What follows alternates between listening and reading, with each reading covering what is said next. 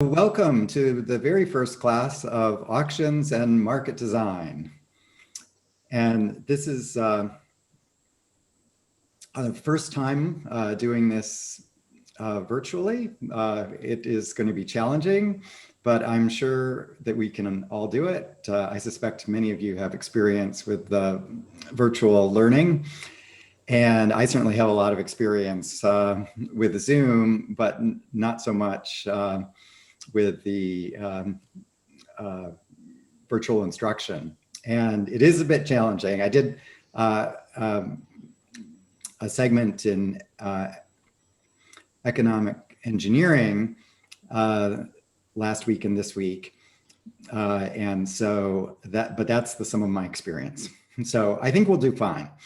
In any event, it's a wonderful time to do a course like this, especially with the Nobel Prize, which I'll mention in a moment, that happened last week, just over a week ago. We have a tremendous team. In addition to marvelous students, we have myself. I've been a professor at Cologne. First, I was on the international faculty for many years, I think beginning in 2015, something like that. And then I decided to accept a permanent position at the University of Cologne, and that's where my main professorship is. I'm also a professor at the University of Maryland, but all my teaching is at Cologne now. And then my market design work is very close to practice. And so I am engaged in advising governments and companies in the auctions and market design domain. And formally I serve as chief economist for two startups, one Tremor that is introducing a transparent and efficient market for the reinsurance, which is the wholesale market of insurance, where the insurance companies are basically exchanging risk in order to better manage their portfolios. And I'm chief economist of Ruvada, which is a communications company that has a bold idea of introducing the idea of open access to mobile communications. And that has been going on for many years, and actually is something that we'll talk about later in the course. And finally, I'm an academic advisor for Carta. Carta is a startup, quite a successful startup actually, that helps companies and other startups in the early years of their development. It maintains the what's called the cap table, the who owns what in terms of equity, and it maintains that that table for the companies. And what I'm involved with is establishing, and the other professor, Dirk Bergman, is very much involved in it as well. We're advising Carta in the development of a efficient and transparent market for trading private equity. And this is something that's totally new. It's there's been a few attempts to do it in the past, but none of them have been successful. And so this is, I think, this will be successful, I think. So we'll find out. But that's very exciting. And that's happening right now. We're just getting our regulatory approval, and we will be implementing the first auction markets later this year. So, but I think after the lectures are over, that's not in the next few days. It still is, probably in December. So that's a bit about me. We're very fortunate to have Dirk Bergman also co-teaching this class with me. Dirk is a superstar in the auction theory arena. He's done lots of path-breaking work in robust mechanism design and robust auctions. And that's, we're just, it's going to be very nice. And so he's going to be doing 3 lectures after I'm going to do the first 4, and then he will do, and I'll basically introduce some of the auction ideas, and then Dirk will look at some of the more advanced elements, and in particular, he'll I'm sure spend a fair amount of time talking about robust mechanism design, and whereas I'm going to do the traditional Bayesian mechanism design. Further topics in auctions, and then I will clean up the last 3 lectures on applications of auctions in market design.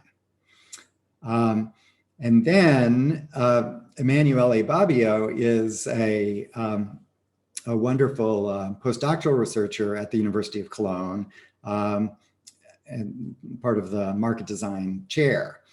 And Emanuele is going to be, I should say he's also a researcher at the Bank of Italy, although he's really on leave from that and doing this 100% of his time right now.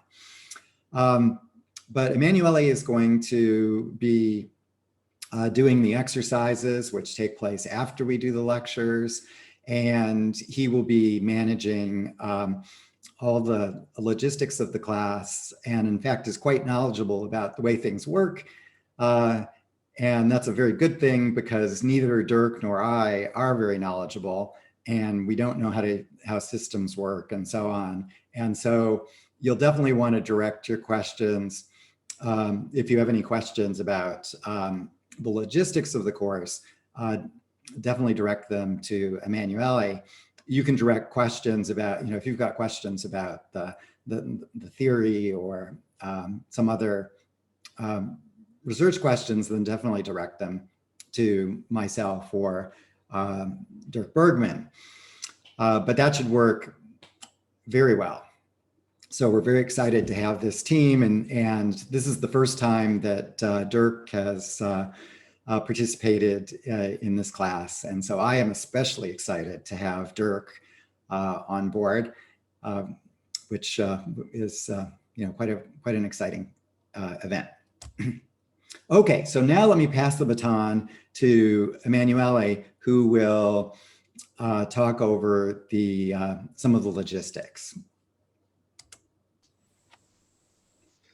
Okay, so first of all, hi, this is Emanuele Bobbio, and Peter, thank you for the introduction. So first of all, some requisites for the class. You're expected to know about integration and differentiation at an intermediate to advanced level, and similarly for probability and statistics. And finally, you're also supposed to have some knowledge, so let's say beginner to intermediate knowledge of differential equations. This material will not be covered in class, but you can find lots of resources online to just acquire the tools that you need if you want to take the class.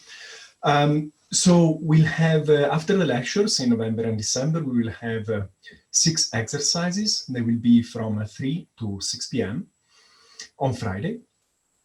And the structure is as follows. So in the exercise 1 to 5, we will review the theory, and we will look together at the solutions of the problem sets, and we will also present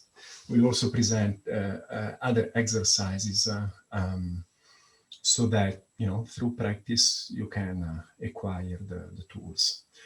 And finally, exercise 6 will have a practice exam in preparation of the final exam.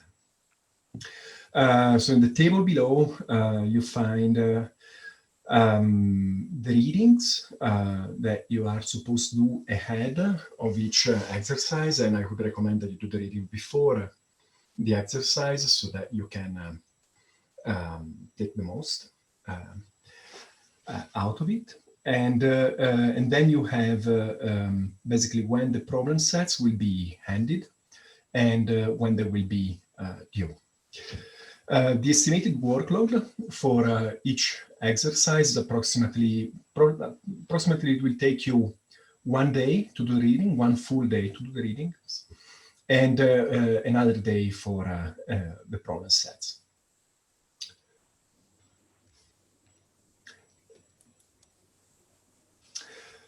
Okay, then there will be a final exam, and we can look together for a date that is suitable for everybody, or at least try to accommodate as many people as possible. And the grading is as follows. So as I mentioned, there are problem sets. These problem sets are optional, but we highly encourage you to do the problem sets, because that will help you to learn things little by little and to be ready for the exam. The other thing is that the problem sets will give you a bonus towards the final. The problem sets, as I mentioned, are optional. So if you don't do the problem sets, but you do the exam well, you can still get a perfect grade. Here you have a table converting basically, so one problem, each problem, so there are 5 problem sets, each problem set is graded from 0 to 100, and based on the total points, then you get a corresponding bonus towards the exam. The bonus applies only if you have a grade in the exam of at least 4.0. And finally, one thing, another thing is that you can do the problem sets together, so you can form groups and work with your own group to do the problem sets. And in that case, you can submit only one problem set for the group. And of course, you should list the name of the students that participated in the group.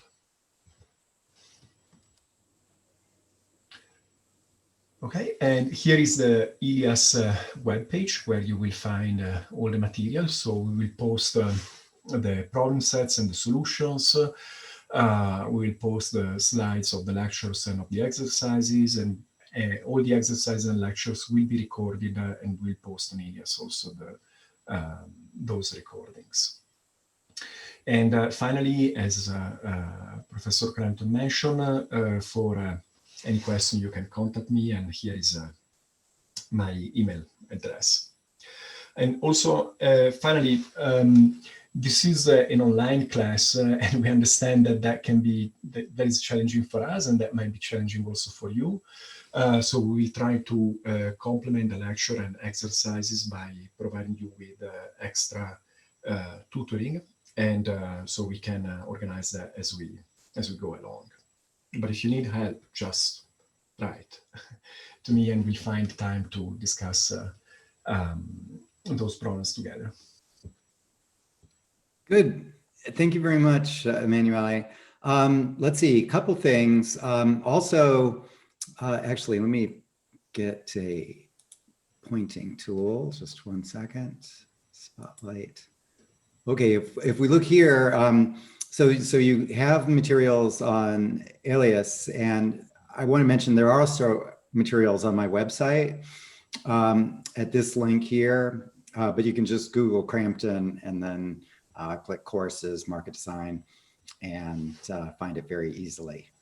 But there's also lots of papers and other resources on my website as well.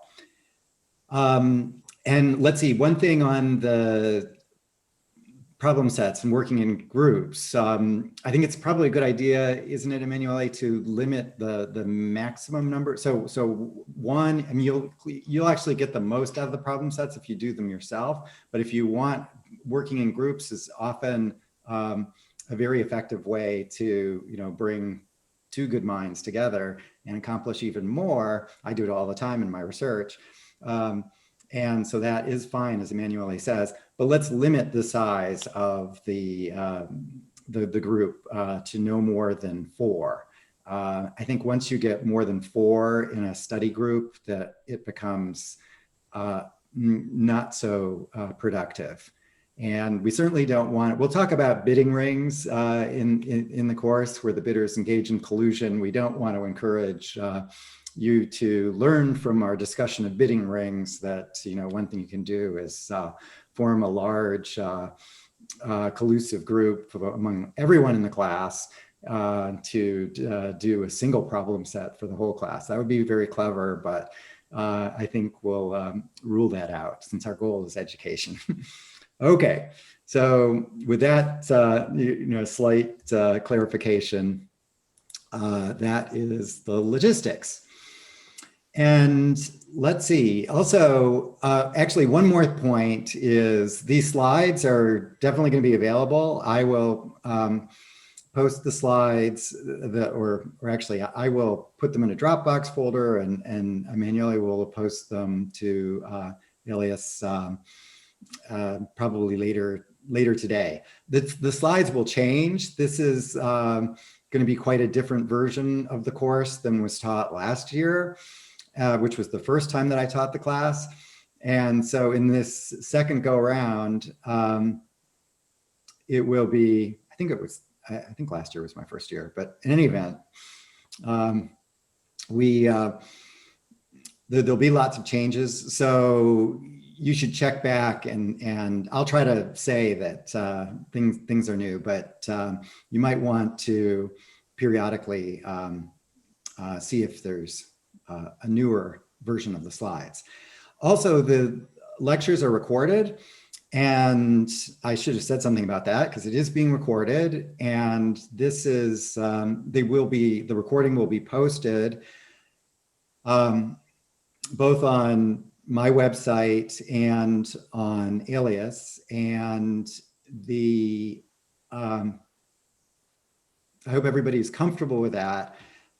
Actually, in the virtual format within Zoom, you actually have a very high level of control over your privacy. So, you're essentially invisible right now to the recording, and you can make yourself visible by unmuting yourself and speaking, by turning on your video. And so it's perfectly fine for yourself to make yourself visible. I'm visible, and it's okay with me, but that's completely voluntary. So you get to do that if you want. You don't have to do it. And I certainly don't have expectations that we're going to have a rich, lively dialogue. But it would be nice for you to feel comfortable asking questions throughout the class, and I will pause at times and ask, are there any questions at this point so far? And in fact, let me go ahead and do that now, since we talked about logistics. And so if there's any questions, and it's perfectly fine to have a question later and email it to Emanuele about the logistics, but there might be something that we missed. So if you have any questions immediately, others probably have the same question. So, okay, Emanuele, you did a great job covering logistics. There doesn't seem to be any questions. Oh, actually, so here is one question in chat, and that was the next thing I was going to say, that the other way that you can ask a question is with chat, and that's very, very nice and very easy because you can just type it in or paste it in. You can form it in whatever your favorite word processor is and then paste it into the chat. You can send it to everyone, as Simon just did, and then everybody gets to see it, which is actually a very nice way to do it. You can also direct it to me or Emanuele or Dirk when Dirk's on. But the question that Simon asks is, when will the recordings be uploaded? And the answer to that is, what we do with the recording is we take it as this massive file and we trim it a little bit at the beginning and the end, because there's always some initial stuff that is not of general interest. And then there might be some stuff in the middle too, where there's a long pause, or we take a break. Each lecture, we're gonna take a break halfway through, approximately halfway through. So somewhere between the hour and 15 minutes, an hour and a half, we'll take a break for 10 minutes. And then that'll get trimmed out and other things like that. So the trimming actually takes some amount of time because of the size of the files. And so typically it's 24 hours. So you should expect it to be up within 24 hours, which is good. And so actually, if we've got some sequential lectures, so let's say you had some big event, you had a doctor's appointment or something, so you couldn't attend the lecture live, then this is really nice because then you can see the lecture. Let's say we finish, we get it up in 20 hours. We'll try to do that. We'll get it up in 20 hours rather than 24. And that way you could see it right before the next lecture, if the next lecture happens to be the next day. Today, our next class is Tuesday, so we've got lots of time, but we'll get it up within 24 hours. The recordings will be stored for, our intent is to store them for perpetuity. I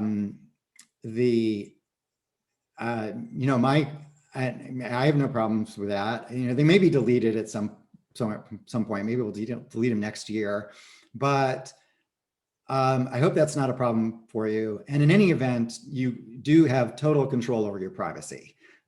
You can stay muted. You can just use the chat. The chat is not seen. It's just the video that's seen. So I don't think there should be a problem. And maybe it will stifle questions, live questions a little bit, but I hope it doesn't. The reality is there's an infinite amount of stuff to see on the web, and people are not going to focus in and take you out of context. I doubt that Trump is going to grab the video, find some embarrassing thing when he takes it out of context and then puts it in one of his tweets. I really don't think that's going to happen. At least I hope not. But that's the modern world, that this stuff can happen. So it's a legitimate concern that was just raised about how long are these things going to be stored. But of course, once you put something on the web, it actually is in the public domain, and it's in the public domain forever. Removing something doesn't actually remove it. It's in the historical web, and there's lots of servers that simply maintain the historical web. So having things disappear isn't any additional privacy protection in any strong sense. Okay, so and like I said, that no one's I really don't think this is going to go viral. I expect to have an audience of basically you, and maybe there'll be 5 or 10 other people in the world that see this. Maybe it'll be more than that, but if it goes viral, I would be quite surprised, and that would be truly amazing. Okay, so what is market design? Market design, we used to, and actually, well, let me say one more thing. So this is a sequel course to economic engineering. Several of you took economic engineering in this last week and a half and got the first 4 lectures from me. And this is a sequel to that. And so it's going to build on that material. Those lectures are posted. Actually, the 4th lecture hasn't yet posted, but it'll post later today. So those are all posted on my website at the link that I showed you before. Just Google Cramton courses market design, and you'll be there, and you'll see those lectures. So if you want to go back and see any of those lectures, say you didn't take the course, but you want to see those lectures, then you certainly can. I will, in this course, I will redo some of the material from that course in just a slightly different way and a little bit more. And especially today, you're going to see material that I did in my first lecture, because today's lecture is basically a broad introduction. And then next class, we will sort of dive into more mathematics, but today it's going to be more broad introduction, like my first class in the economic engineering course. Okay, and if you're you're seeing the same thing and you don't want to see it again, then just go get a cup of coffee or a glass of water, or do something else for a couple minutes. I think it'll all work out well. So for example, this slide I definitely did use in the when I was talking about market design last week. And the what we're attempting to do is design markets. Makes a lot of sense.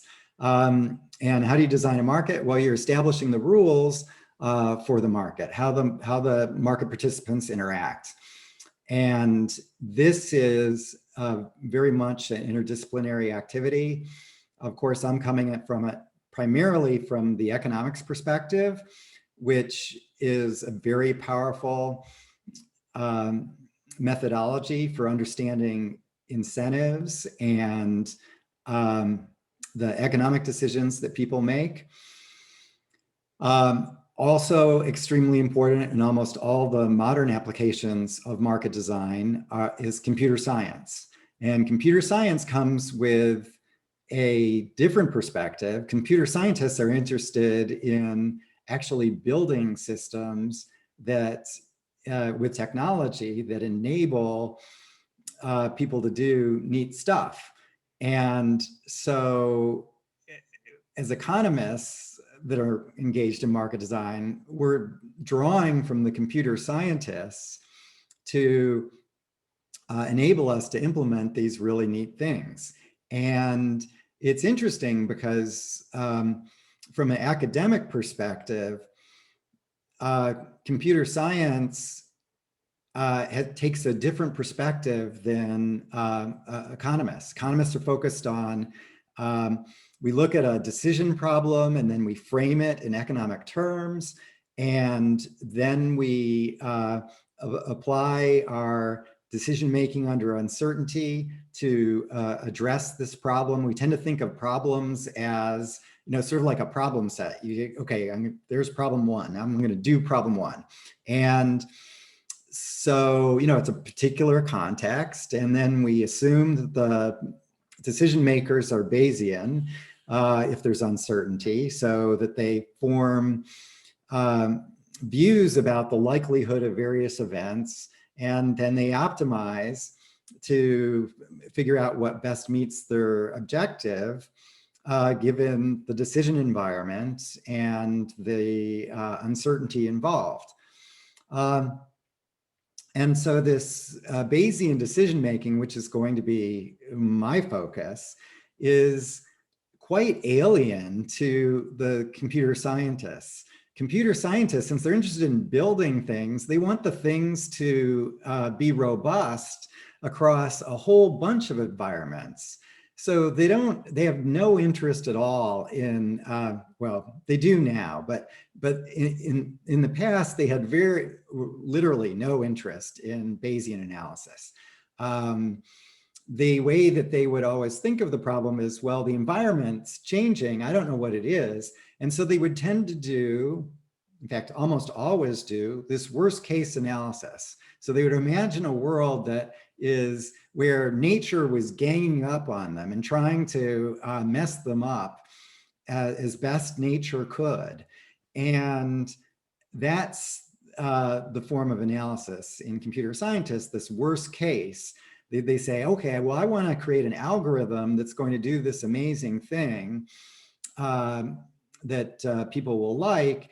And I know it's going to be used in a lot of settings. I have no idea what the beliefs may be. And so I want my algorithm to work really well, even in the worst case. And that's fundamentally different from what economists have been doing with the Bayesian analysis. Now the two are coming together, and it's actually this market design community that is bringing economists and computer scientists together and recognizing that both the Bayesian approach and the worst case robust approach to thinking about these problems is quite effective.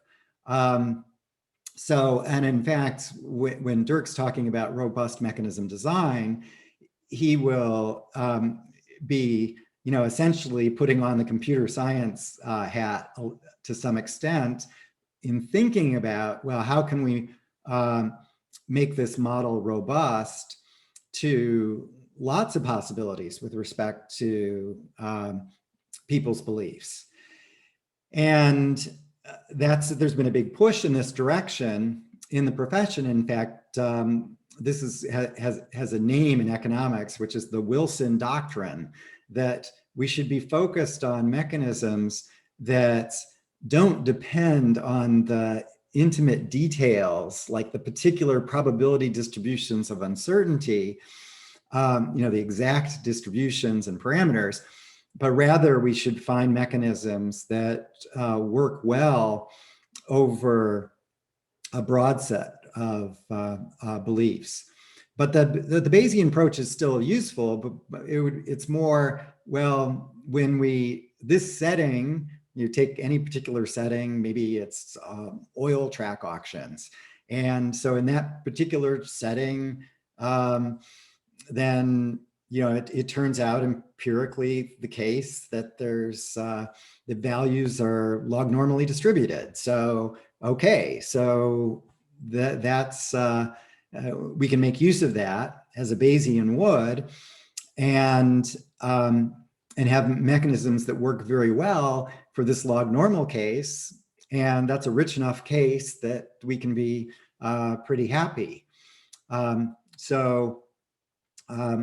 The computer scientists now are starting to do that sort of thing, saying, okay, well, let's make some assumptions about beliefs instead of this wild worst case, because if the worst case happens with positive probability, then that's worthwhile. But if it never happens, or it's just so remote, it's 1 in a billion, then why do I want to optimize the algorithm for a 1 in a billion possibility and ignore 100% of reality? So the two sides have economists and computer scientists now talk to each other extensively, and market design is actually the activity that brings them together the most, and that's very exciting. So there's this whole area within artificial intelligence, economics. It's called it used to be called e-commerce, and then they changed the name to economics and computation, which is better, it's because it's not just about commerce, it's about economics and computation, and the computer scientists are, adding the ability to do things, compute things, and harness the power of computers. The third discipline that's incredibly useful and has been over the decades is operations research, and other engineering disciplines as well. But operations research has been where we've seen the greatest contributions. And my undergraduate degree is in operations research, so I'm a little bit biased perhaps, but I went to Cornell as an undergraduate, and when I was a kid, they had a language requirement, and like a lot of boys in the United States, I was not very good at language, so I didn't want to take a foreign language. So that kept me out of arts and sciences, and I decided engineering didn't have that requirement. So I liked math, so I'll do engineering. And then Cornell fortunately had a very strong program in operations research, which really is pseudo-engineering, because operations research is simply about optimization, and it's basically applied math, and the application is optimization. So we're in operations research, we write down the objective and the constraints, and then we perform the optimization. And there's large classes of very important, very difficult problems that we can now solve because of the work in operations research. we're very much in almost all the market design applications, we're making extensive, at least in the complex markets, we're making extensive use of operations research algorithms, and that have been refined over many decades. And now we're able to solve with the modern computers, which have improved by many, many orders of magnitude over the decades. We're able to do things that were just impossible 10 years ago. So that makes it a really exciting time that these disciplines are getting together to address problems the world faces, because there's just so much scope for to do very wonderful, powerful things. So what we'll find actually is in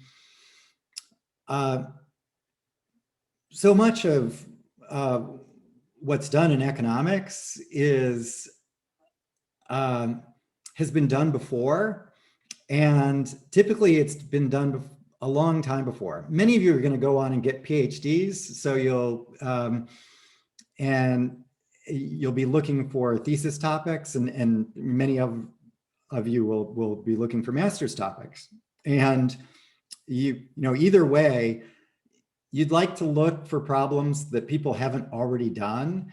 And the reality is, even within the auction domain, you might think, well, auctions are fairly new. There's going to be tons of new stuff out there. Well, if you're just talking about, some simple auction, even in somewhat complicated environments, it was done thousands of years ago. Okay, most of the time, most everything that I see, I can say, yeah, the Babylonians did that. And it's, it's literally true. And what we do as auction theorists is basically formalize what has been done in practice for often a really long time. Now, one thing with computers and communication technology, now we have this enabling technology that enables us to do things that have never been done before. So I know that, when I'm doing my work on electricity market design and I'm thinking, well, okay, should I do this? Let me check. Did the Babylonians do this already? And the answer is no, of course they didn't, because they didn't have the technology. And what I'm doing today is making heavy use of the technology. If they can't solve massive mixed integer programming problems in a matter of seconds, then they didn't do it. And so it actually provides a way to sort of guarantee that what you're doing has never been done before, which is kind of nice. So sure, it's using ideas that the Babylonians did, but it's not. But it's pushing it to a whole new level, and that's that's very comforting, and that's why market design's a very exciting area to engage in study and research. So it's very practical. It is very important for the problems of the day. And as researchers, we're making very important discoveries.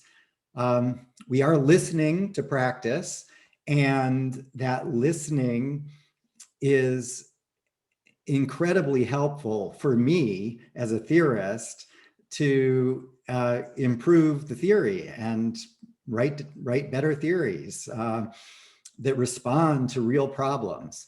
And this is rewarded in the profession, and increasingly rewarded.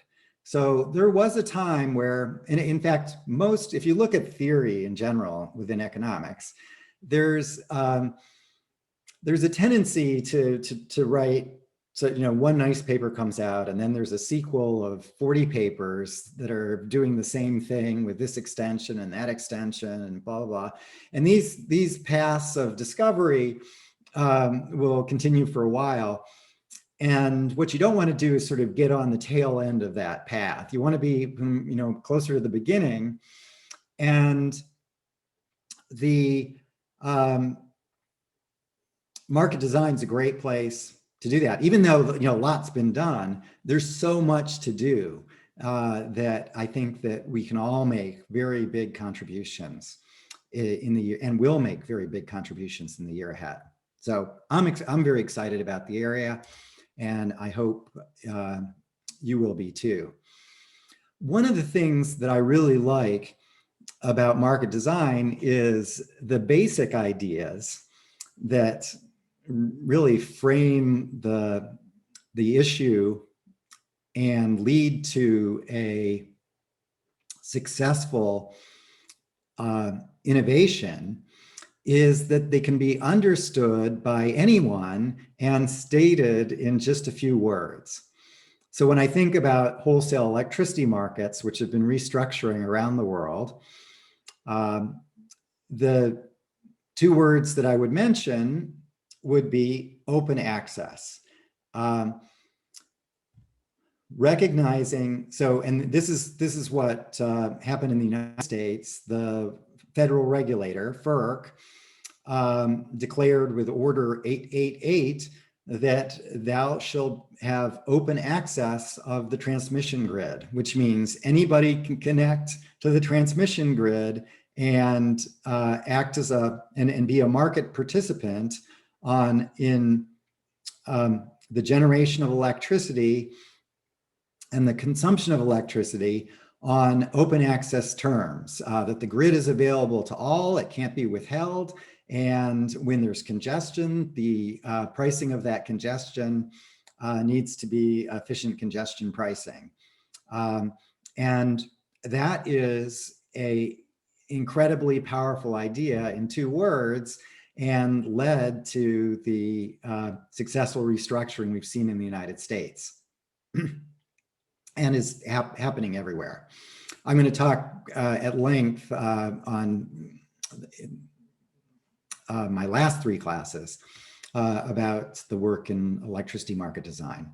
Communications is another area where we can think of what's needed in just a few words. The first two words are auction spectrum. And this was the idea of Ronald Coase. It was actually one of his students 10 years before he started pushing it. So it was actually in the 40s, one of his students wrote his thesis on the idea that we should auction the spectrum. It's scarce, and auctions do a good job of allocating scarce resources. And Coase then picked up the baton in the late 50s and made a big push for auctions, testified before Congress on auctions, pleading with them to conduct auctions for radio spectrum to resolve the scarcity. And he wrote his testimony was published in a QJE paper, which you should look up on Google and read. It's a very good, entertaining article. Coase didn't write many papers. It's three big papers, and it's one of his three big papers. So that's step one. Ultimately, they didn't listen to Coase initially, but then in 1993, they passed the enabling legislation that led to auctions in the United States and then auctions around the globe for radio spectrum. So what that's done is it's enabled competition in mobile communications, and that's been a very, very positive thing for the world. The other two words that I add to this, and this is my work with Rivada, is open access, that some segment of the mobile communications network should be offered on open access terms, just the way we do 100% in electricity. And this idea has caught on in a few places, in Mexico, for example, and Rwanda, but it hasn't caught on in the major markets like the United States or in Europe, but it should. And it should actually be a merger remedy. So I've argued that in Europe, where you've got all these 4-to-3 mergers, you remember a year or two ago that the number 4 player in Germany merged with, and that's actually very good. And this has happened in the UK, it's happened in the Netherlands, it's happened in Austria. These 4-to-3 mergers are perfect opportunities to introduce the idea of open access. What that would do is essentially enable a competitive wholesale market for some segments of capacity. And that can be a very powerful force to discipline the large players in mobile communications. So it's something that should happen. I've talked to regulators extensively about it. The Ofcom, the regulator in the UK, held a whole conference on it, and but so far they haven't done it. So it's something that you just have to keep working on. And so, like COAS, he introduces the idea around 1960, and then it happens. It just takes a while. You just have to be patient. I did this work on in healthcare on auctions for durable medical equipment in the United States about 12 years ago. And it was because they just had they were using an auction, but the auction it shouldn't have been called an auction. It was just terrible. It had very serious flaws that were surely going to be fatal. And sure enough, it did. And I got nowhere. I just worked so hard on it. I worked for like 5 years. I testified before Congress. I met with senators. Lots of activity. I held a conference for the industry, and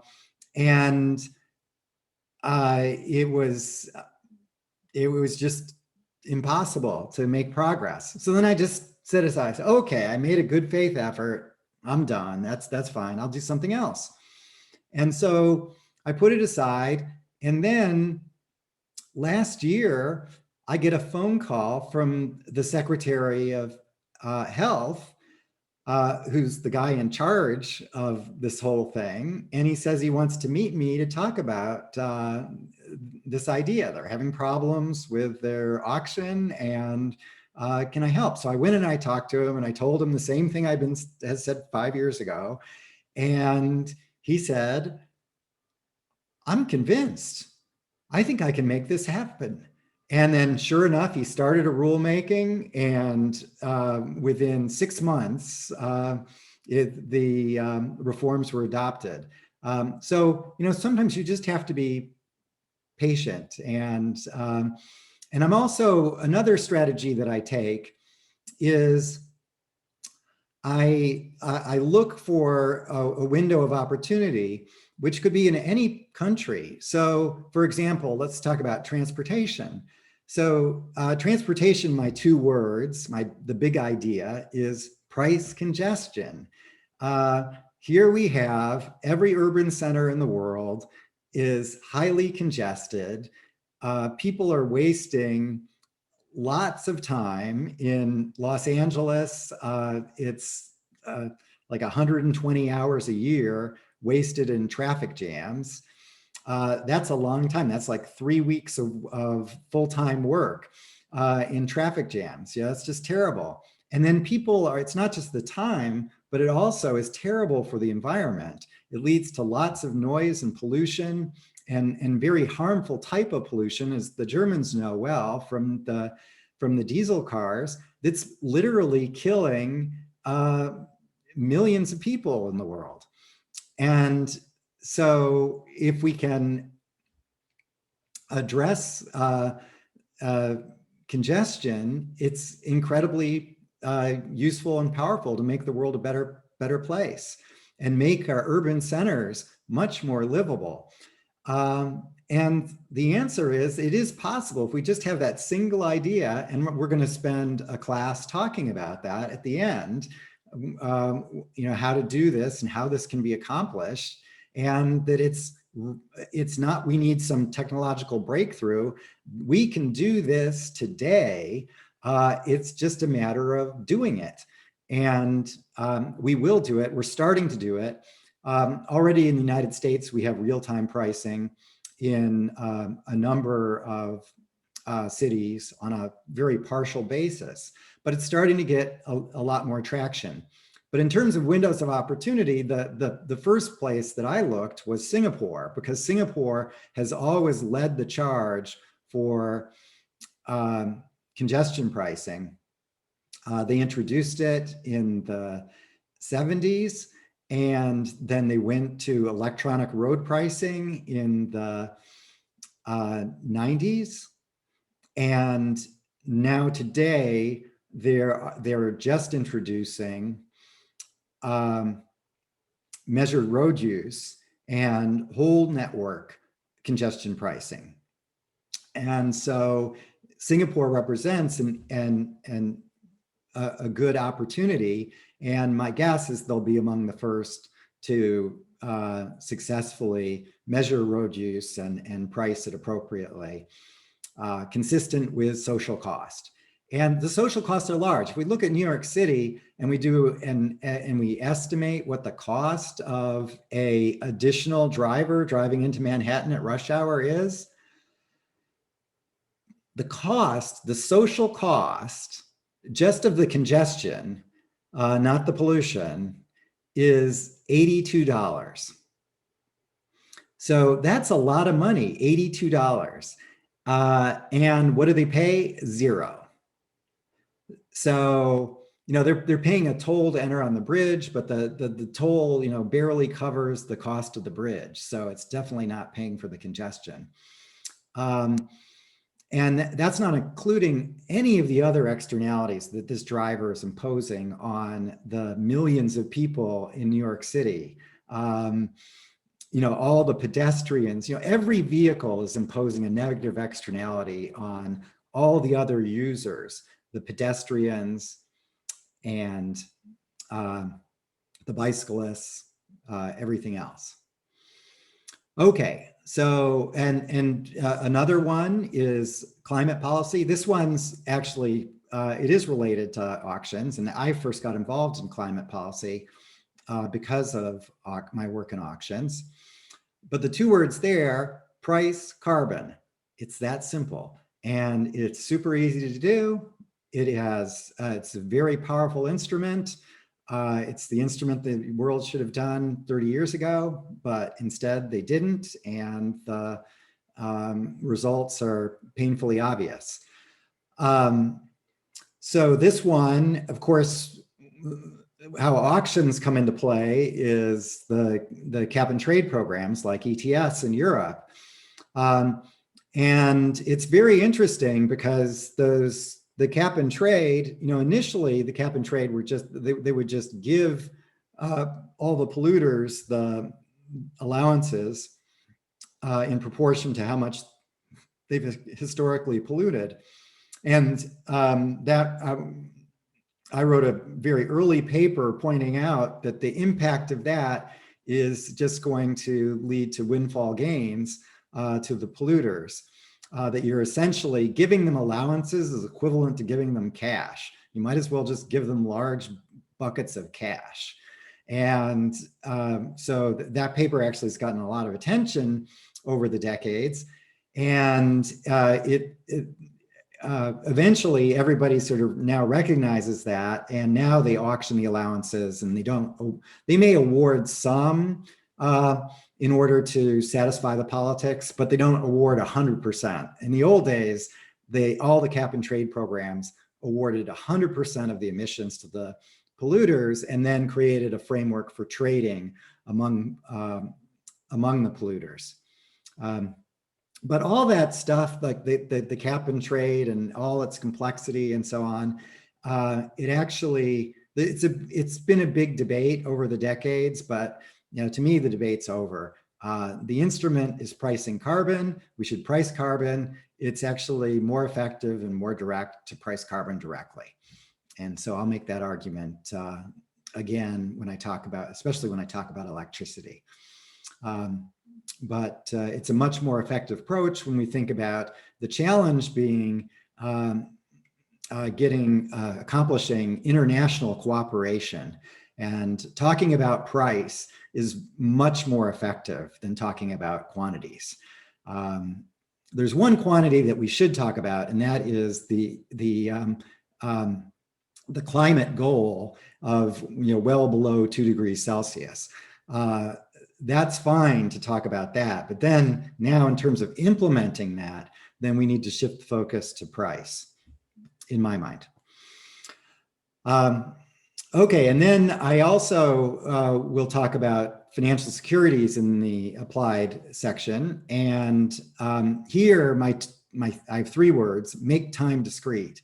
And actually, you want to make price and quantity continuous. And then you would have much more powerful and effective financial markets, which are actually the simplest among the simplest markets that I'll talk about.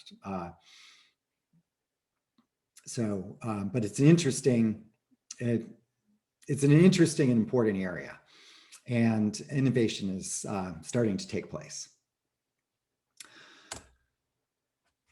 So if all these ideas are so simple and obvious, why aren't they already done? And the reason is that there's a lot of resistance from those that are benefiting from the inefficiencies in the status quo. So I go to the regulator and I say, I can save you $10 billion. There's hundreds of people going to the regulator that are very well capitalized that are saying, hey, that's my $10 billion. And they're saying, they're arguing that the status quo should be maintained. And government's generally very conservative and cautious. And as a result, when they're lobbied extensively by the main market participants, or at least by those that have focused special interest, it's quite compelling to them. And so there is a lot of regulatory capture in all governments, including Germany, including the United States. And this is just something that we have to deal with. So we have to make our market design innovations digestible. And that's a huge task. So the task isn't having the good idea. Oh, I thought of pricing congestion. I'm a genius. Or I thought of carbon pricing. Genius. No, those ideas are obvious. And these are things that the Babylonians have thought about. And the trick is to actually present them in a way that is so compelling that when there's some sort of crisis, then you can step in with this plan and get it implemented. So that's what we do as market designers. We basically create these beautiful plans and beautiful arguments for why this is the solution to this problem that you're having. And then we find that opportunity and we step in and implement it. And then we've got something we can point to. So this exact same thing happened in the spectrum auctions, where we argued quite persuasively, in my mind, for many, many decades. And then finally, an opportunity came up, and where really it was that the government needed some money, and so they tried everything else, and it failed, and so they broke down and said, okay, we'll auction spectrum, and then it worked really well, and now it's something that we can point to. And so it just catches on like a virus and spreads globally. So good ideas will tend to do that. So that's very nice. This point was very well articulated by Milton Friedman many decades ago when he spoke about the enormous inertia, the tyranny of the status quo, where the special interests are lobbying for the status quo, and that we're basically, as economists or computer scientists, whatever we are, operations researchers, we're standing there creating the plans and that will solve the problems as soon as there's this window of opportunity. And the window of opportunity, it might take 10 years, it might take 20 years, but, and sometimes it takes 1 year, but it often does come.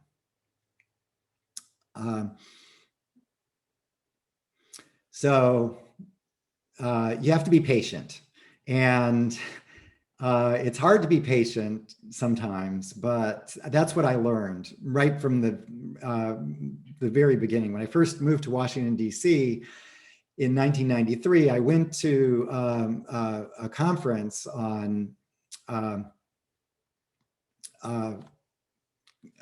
limiting greenhouse gas emissions. So this was very early days, and I made the bold statement that they should auction allowances. And I was, in 1993, the guys on the at the EPA, the Environmental Protection Agency, that's the agency that's supposed to be protecting the environment, they said I was insane. They called me insane, and I was, they're on the panel with me, and so my blood pressure went way up, and then I realized that it's okay, that's the way it is right now, but things will change. And sure enough, things are changing. And so I'll actually have some good news to report on that when I talk about electricity, and hopefully we'll have some good news on November 3rd. We'll see. Speaking of good news, I have to mention the Nobel Prize that was awarded last Monday to Paul Milgrom and Bob Wilson. So Paul and Bob are two wonderful, absolutely amazing scholars who have contributed so much to the auction area, but lots of other areas of economics as well. So finally, the Nobel Prize awarded them the prize, and I'm sure you all read about it. Probably most of you saw the Nest video of Bob Wilson knocking at 2 a.m. on Paul Milgrom's door because Paul had put his phone on Do Not Disturb and couldn't be reached by the Nobel Committee. But I've worked with Paul and Bob for, Bob since 1980. So that makes it 40 years that we've worked together. And Paul I've worked with for 38 years. So a really long time. They're both tremendous. They're both different people. But this was a very exciting thing. And of course, it's relevant to this course because this course is essentially about what the Nobel Prize gave them the award for. Auctions, and then taking the auctions and bringing them to practice. So both of them, I talked about theorists listening to practice. Both of these guys are theorists that listen to practice. And that'll become clear when we talk about various applications. So Paul and Bob are going to get mentioned many times throughout this class. And many other folks as well have made tremendous contributions. But as the Nobel Committee said, Paul and Bob stand out among the others, and that's certainly true. And Paul is real. Actually, I should say, so Bob, Bob was my advisor as a PhD student. So in fact, when I was at Cornell and I was deciding what to do after I get my undergraduate, Bob called me up. One of the things I actually applied, Cornell gave me a full scholarship for PhD. So I was very happy there. So I actually only applied to one place, Stanford. And lo and behold, Bob Wilson calls me up at Cornell and says, we'd love to have you come to Stanford to get your PhD, and you think you'd really enjoy it, and so on. And that's what I did. So, and since that day, I've been working with Bob in various market design projects, many of which we will have an opportunity to talk about in this course, which will be a lot of fun.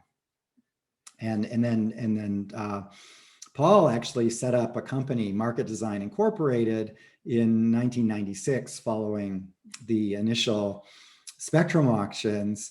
And he was the initial chair, but then in 1999, I took over as chair of Market Design Incorporated and worked with Paul and Bob and Larry Ozabel and Eric Maskin and Susan Athey and many other parties, group of academics that were working on Al Roth market design problems. So there have been actually other Nobel Prize that are very much related to market design. And this is the ever expanding list. But where I put market design, it's drawing heavily from game theory on the theoretical side, and it's drawing heavily from behavioral and experimental economics on the more applied side. And then there's the more specific domain of market design. But all these Nobel Prizes, of which there's lots, the parties have made contributions that that I certainly use, and I think all other market designers use in their research and practice.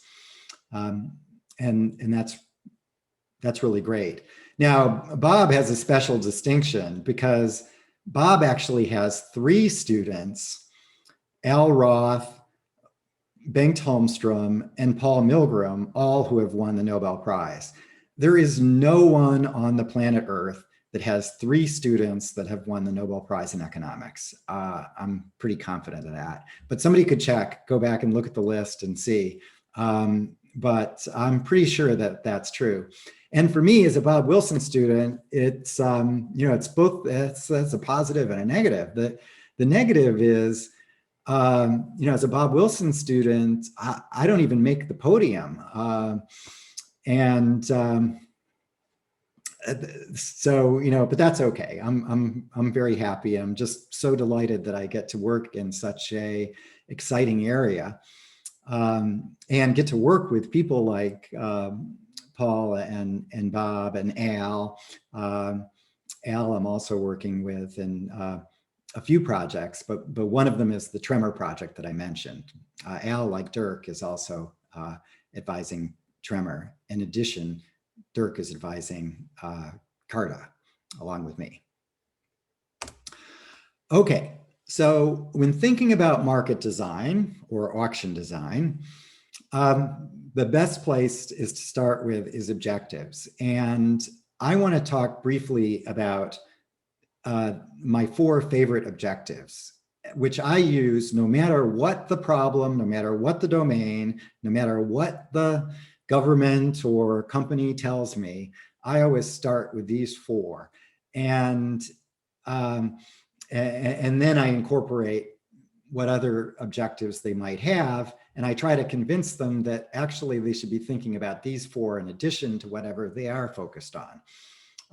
But my 4 favorite are efficiency, which is the economist's favorite objective, which is basically maximize social welfare subject to constraints. That's what economists love to do.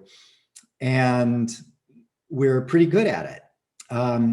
Although we tend to think too narrowly of efficiency sometimes. Really we should be thinking more efficiency, long run efficiency, not short run efficiency. And, or at least both. And so that's an area where economists can get into trouble. Simplicity, also incredibly important. So to make the market design understandable, to make it so that folks can easily participate, simplicity has to be an important part of the objective. So often I will compromise a teeny bit on efficiency if I can, that in theory compromise, if I can make the market, if I can solve the economic problem pretty darn well with something that's much simpler. And in fact, I would argue that in fact that actually supports the efficiency objective, because by making it so much simpler, I can expand participation, and participation is very central to efficiency. If guys don't participate because it's too complicated, then it might be efficient for the smaller group that participates, but it's inefficient overall. So simplicity, very important objective. Transparency is another very important objective. Transparency is extremely helpful in bringing people on board and making them feel like it's related mostly to the fourth, which is fairness, but people do feel like in a transparent mechanism that it's a fair deal. Transparency limits corruption, it limits collusion when done right.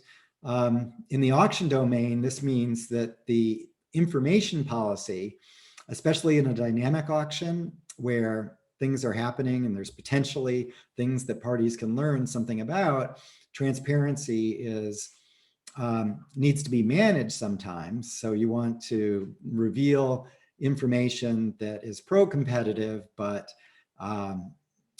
withhold information that perhaps might lead to collusion or other market failure.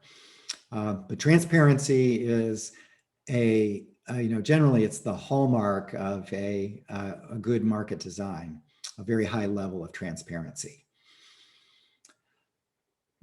In an auction setting, transparency, so the very base level of transparency is that the market rules or auction rules are specified in an unambiguous way and produce a mapping, a one-to-one mapping from bids into outcome. Who gets the goods and at what prices? That's sort of step one of transparency. And every auction design that I'm involved with at least has that level of transparency. And then in a dynamic auction where there can be many, many rounds and we can reveal information from the prior rounds, I very much like designs that reveal sort of the fundamentals that are needed for price and outcome discovery, which are in an auction, a forward auction, you got one seller and many buyers, would be the, and let's say you're running an ascending clock auction, would be the aggregate demand or the excess demand, either way they're equivalent if you know what the supply is. And that's a very rock solid information policy. But there's lots of variations, and so the auction design is actually a very rich area, and the theory that we're going to talk about is quite relevant to that. And Dirk especially is doing a lot of work recently on the information aspects and the sort of optimal information policies. Fairness, extremely important. And this one I've got at the bottom of the list. I probably should be scolded for having it at the bottom of the list. Economists generally ignore fairness because they have this view that, well, that I don't have anything to say about it. And so, yeah, it might be an issue, but we can push money around. And so that'll make it fair. And that actually has given economists a black eye in a lot of public policy circles. So it's absolutely essential to make the market design digestible to the policymakers and the market participants. And to do that, you have to confront fairness. There are distributional issues. So for example, if you introduce a carbon price, there's distributional issues. There's ways to do it that take money from the poor and give it to the rich. There's ways to do it that take money from the rich and give it to the poor. And you need to decide what you want to do and then state your plan for addressing equity right up front before you've shut the audience off. Often if you lead with efficiency, then they will it'll be a problem. I personally talk about all four in sort of opening remarks quite often. So very good to keep these in mind whenever designing a market or designing an auction. And I should say, one thing I didn't put up here, and you might be surprised, is revenue. Because when economists talk about optimal auctions, it's auctions that maximize revenue. And I didn't even mention it. And that's because in most settings, that's actually a very bad way to think about the problem.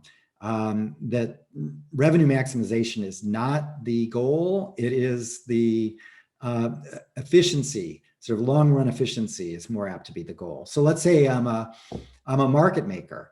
So I'm creating, Tremor, we're creating a marketplace for trading wholesale electricity. Carta, we're a marketplace for trading private equity. Is my goal revenue maximization? No, I want to design the market to be an efficient market. I want an efficient, simple, transparent, fair marketplace. I'm not trying to maximize the revenues of the guys that currently hold the equity and want to sell it. No, absolutely not. That's one example. Now, there are examples where the revenue objective is the important objective. So if I'm selling I'm running treasury auctions. So I'm the treasury and running treasury auctions, then I want to conduct the treasury auctions in such a way to minimize the debt, to the cost of the debt to the taxpayers. So then revenue is the objective. I'm not interested in efficiency. I actually don't care who's holding the debt. I want to just make sure that the cost is the lowest for the taxpayers. But that instance is really the exception. Even if I'm the FCC, I've got all this spectrum and now I want to make as much money as possible by selling the spectrum. No, you actually don't want to do that. You want to run an efficient auction, make the best use of the spectrum. The spectrum has lots of complementary value in other sectors of the economy. So that's the way you can do the best in the long run. Because really, if I went in and tried to maximize revenue from spectrum sales, the way I would do it is by expropriating the investments of the telcos. And I can do that once, but I can't do that again and again and again. So efficiency, and the reality is efficient auctions raise a bunch of revenue. So revenue is no concern if you focus on efficient auctions, in my mind. Now we're going to study, economists have spent a lot of time studying the trade-off between efficiency and revenues. And we're going to look at the optimal auction problem quite carefully. And So both objectives are important. And, certainly there's lots of situations where, let's say you're selling your bicycle on eBay or Craigslist. Well, you want to design the auction so that you're going to make as much money for the bicycle. You don't actually care about the long run performance of eBay. You just care, I want to sell my bicycle. So should I set a reserve price? What should my reserve be? So that's a good example. But a lot of the big market design problems where, we're stepping in and designing wholesale electricity markets, we're definitely not interested in revenues. There's nothing to do with it. We're just interested in efficiency. Okay, so now is a perfect time to take a break. What I'm going to do, so this slide, matching, you might be surprised because isn't this, of course, in auctions, but there's a very tight connection between auctions and matching. And matching, and so I wanted to just illustrate this with some examples very quickly. These are examples that I did in economic engineering, so it'll be a quick review, but it'll be quick. So have no fear, but let's do it in 10 minutes. It's now 22 after the hour. So at 32 after the hour, we will resume. Okay, welcome back for the second half of your afternoon, my morning. And we're going to start off by talking about matching, and then we're going to switch to auctions very quickly. So matching is essentially, one can actually think of an auction as matching. You're matching, so seller to buyer, and then, the good to the buyer. And the thing is, in auctions, we're using price in order to determine the match. But matching in general can be done without prices. And in fact, the matching area is largely about domains where for some reason it's unacceptable to use price. And Al Ross written a lot about this, the areas where it would be repugnant to use price. For example, matching kidneys, donors to patients. We wouldn't want to use price in that context. And so the matching theory is all about coming up with a matching algorithm that doesn't use price. But as I said, we'll quickly switch to auctions where price is used and is actually a principal component in determining the match. And as economists, we've found that actually having money and using price in lots of domains is incredibly powerful and important in guiding behavior. But some settings we can't. So I just want to mention very quickly two settings, one-sided matching and two-sided matching. And one-sided matching is going to be especially easy and is analogous to an auction environment where we have one seller and many buyers, or one buyer and many sellers, and it's only the side with many that is active. In that case, in auctions, we've got a very nice theory and mechanisms in order to resolve the matching, which we're going to turn to right after we're done with matching without prices. But here's a start with one-sided matching, then I'll do two-sided. With one-sided matching, let's just first start with an example where we're matching. So each market participant has a house. So we've got a bunch of people, they each have a house that they own. And the question is, can we benefit from having them swap houses? The parties have strict preferences over all houses. And is there a better way to assign the houses? And if so, can we find it? Well, it turns out that there's a very powerful and simple algorithm that is going to find the best match of houses to owners, and in this one-sided environment. And it's called top trading cycles. So I'm just going to describe the algorithm very quickly. I did this in economic engineering, but I'll do it quickly, and then we'll move on to auctions. So each owner, so the top trading cycles is very simple. It works as follows. Each owner points to their preferred house, okay, their best house. They've got the strict ordering. They just point to the one they prefer the most. Could be their own house. And then each house is going to point back to its owner. So the houses don't have preferences. That's why this is a one-sided problem. We just have the people that have the houses, and there's no preferences for the house. The house just points back to its owner. Well, that's going to create a directed graph, and it's a finite graph. We can identify cycles, which is a sequence of pointing that takes it back to itself. That's a cycle. And for a finite directed graph, a cycle always exists. So that's a fundamental mathematical result, and which we will accept. It is true. And in fact, when we have strict preference, each owner is going to be in at most one cycle. And that's going to be useful too. Given each owner in a cycle, so then what we're going to do in the top trading cycle algorithm is give each owner in a cycle the house that she points to and remove her from the market.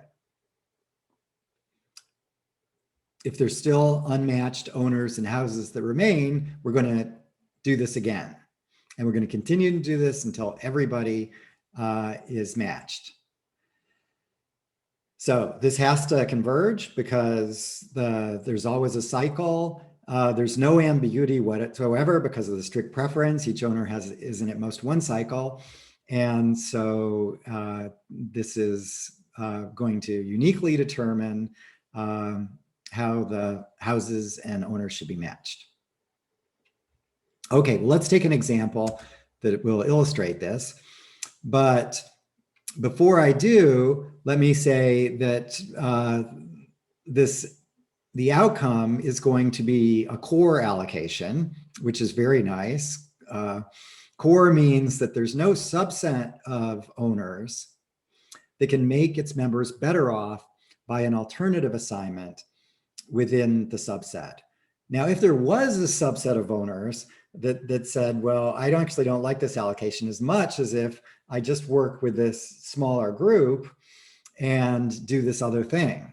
So as long as people have the ability to go off and work alone or work with, either alone or with others of their choosing, then it's very important for the algorithm to produce a core allocation, because this means that no one has the incentive to upset the core allocation that you've proposed.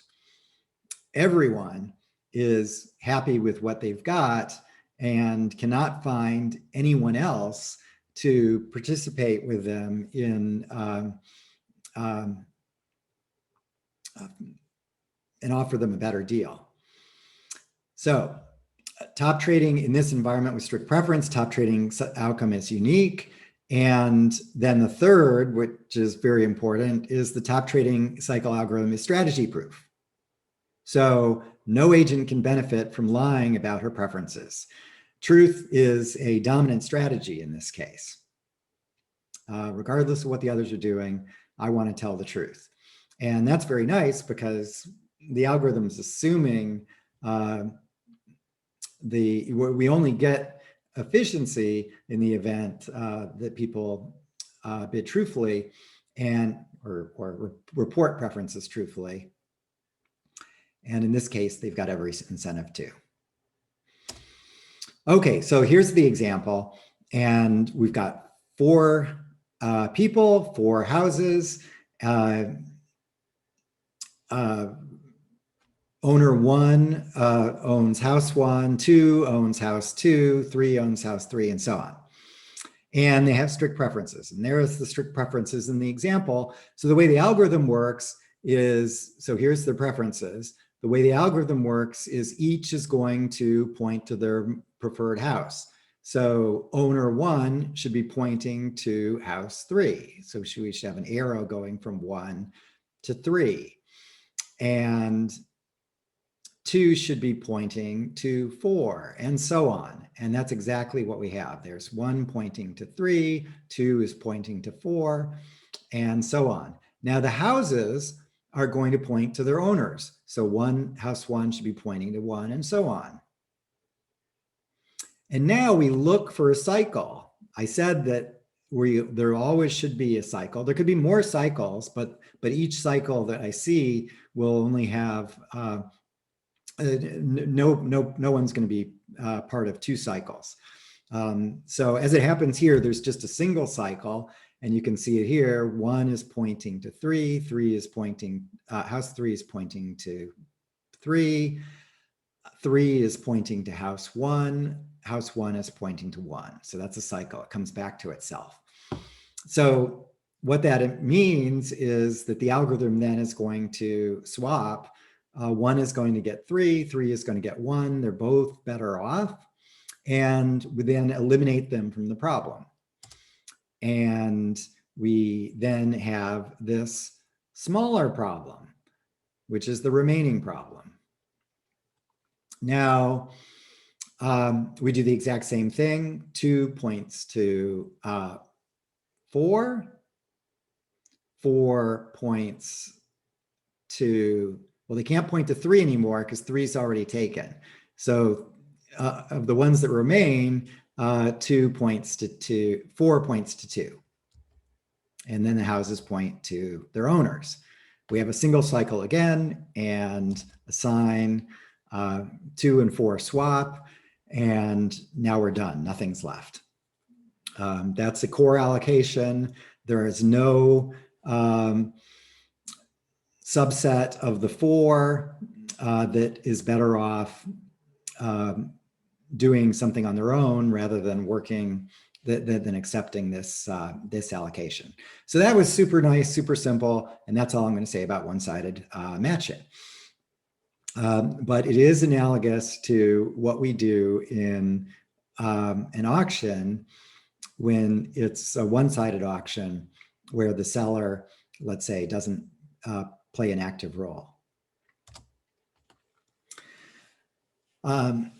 That is by submitting a bid or setting a reserve price.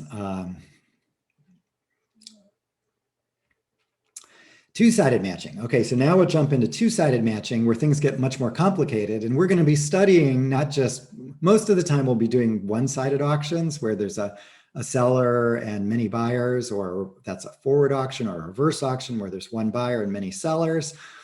But we also will be looking at exchanges where there's many buyers and many sellers.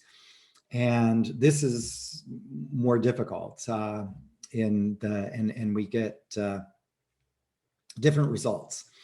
And we can actually see that when we look at two-sided matching problems. The same things are going to, same issues are going to arise.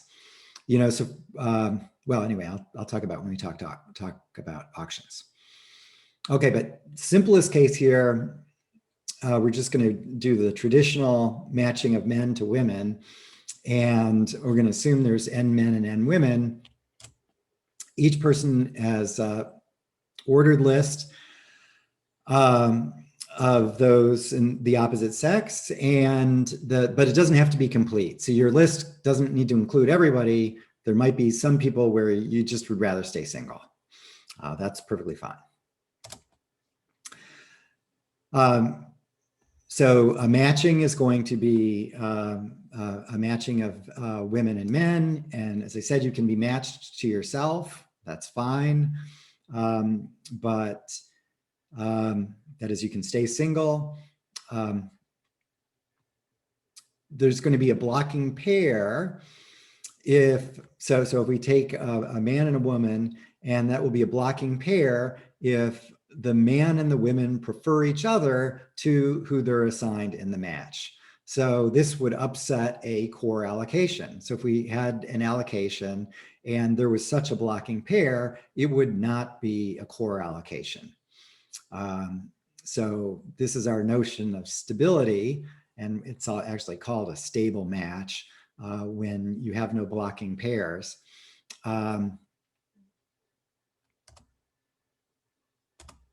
And let's do an example like we did before. So here's our example. We've got our women and our men, 4 men and 4 women. And they are going to now have their lists. So let's see their lists. Okay, so both the men and the women have lists of the opposite sex. And now we want to perform a match. So what does a match look like? Well, here's one. Is that a stable match? Probably not, since I just did it the closest person. So probably that's not. But it's true that Charlie is very happy with Lucy. Lucy's somewhat happy with Charlie's second choice, but that's not so bad. Peppermint's matched up with Linus. That's Peppermint's second choice. That's not so bad. Linus, however, is quite upset because Peppermint doesn't even enter on Linus's list. So Linus would rather stay single. So this is definitely not a stable match because Linus would rather be single than be matched up with Peppermint. So it's definitely not stable. And in fact, Linus can do better actually by matching with Sally. Because Sally is on the list. Sally is Linus's first choice. So that's even better than being single. And then Peppermint is Franklin's first choice. So that's absolutely wonderful. And at least for Peppermint, Franklin's on the list. But in fact, this is not stable. We can do better, because when we look a little bit more closely, we can see that Marcy and Linus actually is an improvement, because right now Marcy is matched with Schroeder, 4th on the list. So not very good at all. And Marcy is Linus's first choice. So this is a fantastic match. And when we did make that change, then we've now stumbled upon a stable match. So I just did this in my head, and with a problem with 4 men and women, you can do it in your head, but there's actually an algorithm that enables us to do it extremely quickly. When we've got millions of men and millions of women, we can do it on my laptop in a second. And that algorithm is the deferred acceptance algorithm, which we will, which is somewhat similar to the top trading cycles, but it's going to have different properties. And the reason it has different properties is because of it's a 2-sided match. It's a more difficult economic problem. So this was actually discovered by Gale and Shapley in 1962. That is, they were the first to mathematically analyze the deferred acceptance algorithm. However, like I said, with the Babylonians have done it. I don't know if the Babylonians actually did this, but I do know that this was used for the matching of medical interns to hospitals beginning in the 1950s. So more than 10 years before Gale and Shapley worked out the theory, deferred acceptance algorithm was used, and it was used because it led to stable matches. The medical interns were matched to hospitals before the 1950s using alternative methods, other algorithms that didn't lead to stable matches, and they led to problems. And so, eventually they figured out, the doctors are pretty smart, so they figured out, okay, there's a better way to do this. But they, of course, they have no interest in writing up the mathematics, so they just said it. So they just did it. And but then Gale and Shapley came along and wrote a very beautiful theory paper, got Shapley the Nobel Prize, which was very nice. And Al Roth was the one to sort of discover that this had already been done in practice a decade before. And he's written extensively in matching and got the Nobel Prize in matching with Shapley for his wonderful work. Okay, so let's now do the deferred acceptance algorithm. Actually, so I didn't say what it was. So what it is it's going to be this iterative process like top trading cycle, but in each iteration, an unmarried man proposes to the first woman on his list that hasn't proposed to yet. Okay, that's very much like pointing to your favorite house. But now we've got a list of houses, and we're going to, we're essentially doing the same thing as top trading cycles. Point to your preferred that still remains. And the difference now is the houses from before, they wouldn't accept or reject. They were not active. But now the women actually care, and so they're going to accept or reject the proposals that they receive. And basically, they're going to tentatively accept a proposal if it's better than being single, and they don't yet have they haven't yet accepted a proposal that's better. And this is why it's called deferred acceptance, because the acceptance is just tentative, saying, okay, I'll accept you, but if somebody better comes along, I'm going with them.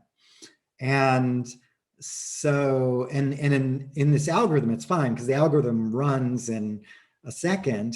And so there's actually not this, period of months where, in real life, this wouldn't work. If you accepted somebody and then somebody else better comes along and so you dump the first, and, maybe that happens to some extent, but ultimately there's going to be a wedding date and it's got to get done. So, but when we do it algorithmically, it works instantly, and so it's just fine. So this is the men proposing algorithm. There's an identical algorithm which just flips the roles, the women proposing algorithm, and it's interesting because the two actually will, in general, find different matches.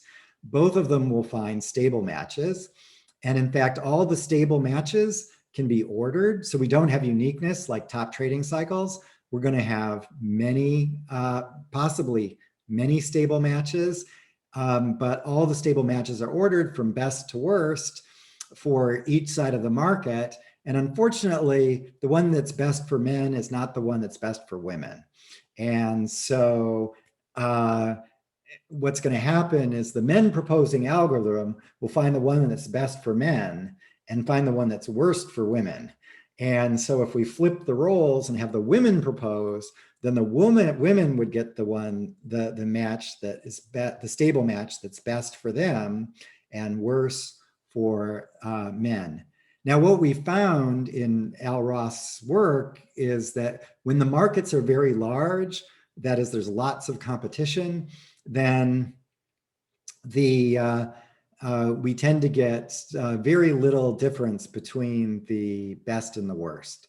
So this range of stable matches tends to get very tiny, and that's a good thing because then it doesn't matter too much. Now, you might, the traditional institution of proposal is such that the men do have, traditionally proposed to the women, and so maybe it's not that surprising that it was set up this way in society as the sort of natural norm. But fortunately, those norms are changing, and now it's there's lots of possibilities. Women can propose to men, women can propose to women, men can propose to men. There are lots of possibilities now, which is making the world a better place. In the case of hospitals and interns that sort of started this whole process, you probably won't be surprised that it started with hospitals proposing to interns, which finds the match that's best for hospitals and worse for the students. But in the recent revisions of the algorithm, which Al Roth was very much involved with, it's now the interns propose to the hospitals. So now it's finding the match. So it's using the student proposing algorithm, giving them a slight advantage because it's a very large market. So it's actually quite competitive. But the more important innovation is they now accommodate dual proposals.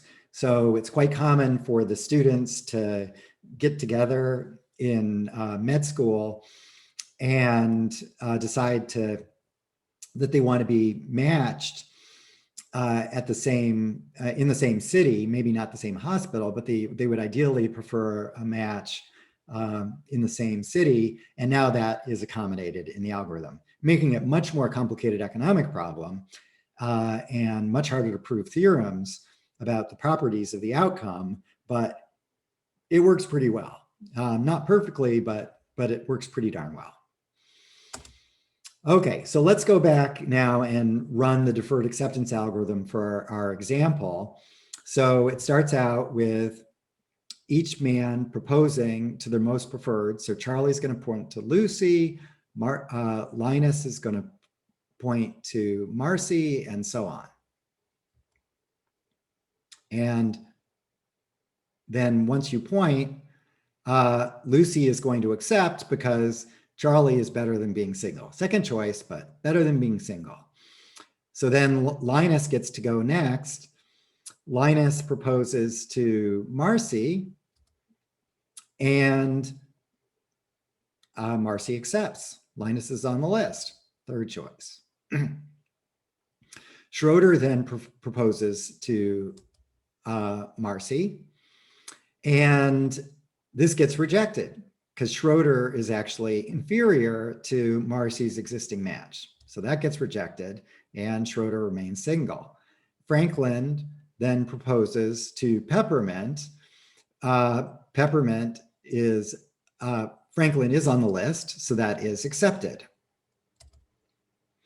And are we done? No, we're not done because poor Schroeder here has not been matched and still has somebody on the list, Lucy. So Schroeder proposes to Lucy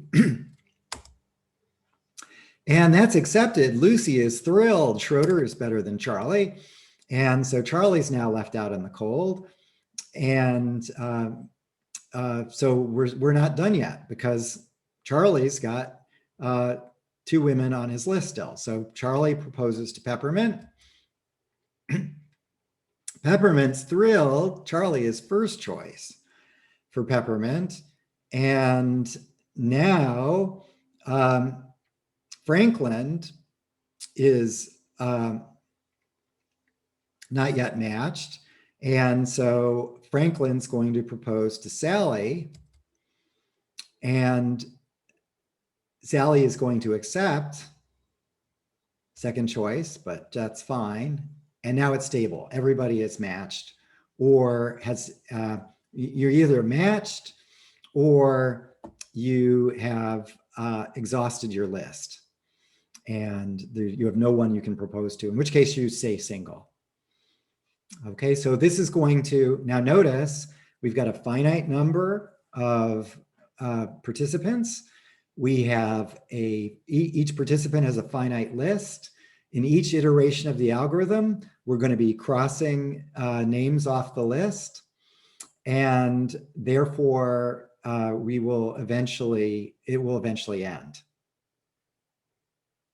Okay, even if I just cross a single name off a single list, that's enough to guarantee convergence. And in fact, the convergence is going to be, the algorithm, as you can see, it's a linear algorithm, so it's going to be extremely fast on even the most pathetic laptop, as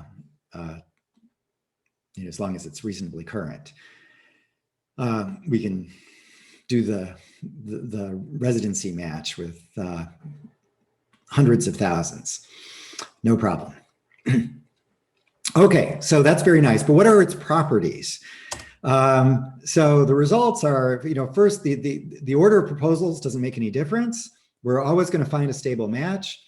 And it doesn't matter that Charlie went first. We're going to find the exact same match. And in fact, what we're going to find is the men optimal match. It's optimal for all the men among the stable matches. And it's also the worst for women. That's not so good, but if we wanted to do the one that's best for women, we just switch the roles and do the women proposing algorithm and have it women optimal. In all stable matches, the set of people who remain single is the same, so that's good. If you're left single, you don't have to worry that, well, that was because we did the men proposing algorithm and I stayed single, so I got really screwed. And the answer is no, actually, you would have, if we do women proposing, you're going to be single as well. You're going to be happier single. Don't worry about it. Okay, so lots of applications. I mentioned the matching residents to hospitals. But there's lots of variations of that in different countries. It's used all over the world, but lots of other matching as well. And it's being now used in a huge application is matching students to schools. And there's other methods too that have different properties, but this is one of the workhorses in matching. And certainly, matching kidneys to recipients, so donors to recipients, is a huge area as well. Globally, everywhere in the world, except for Germany. Germany outlaws matching. So even when the matching is done without prices, it's forbidden in Germany, which is very sad and hopefully will change. Interestingly, other Northern European countries have no problems with it. The Netherlands is got the most extensive and sophisticated kidney matching program, and it works really well. So this is just one area where Germany needs to take this very useful step. Okay, so one of the big questions, I said some of the properties, but now, one thing I didn't mention is whether it's strategy proof. And no, it's not strategy proof, and it's not even incentive compatible. The participants do have an incentive to lie, to state other than their true preferences. And that's too bad, but the good news is, if you're doing the men proposing algorithm, the men have no interest in misrepresenting. So it's strategy proof for the men, but the women have an incentive to misrepresent sometimes. Now, in practice, if it's a very large match, the misrepresentation is very subtle, difficult, and dangerous.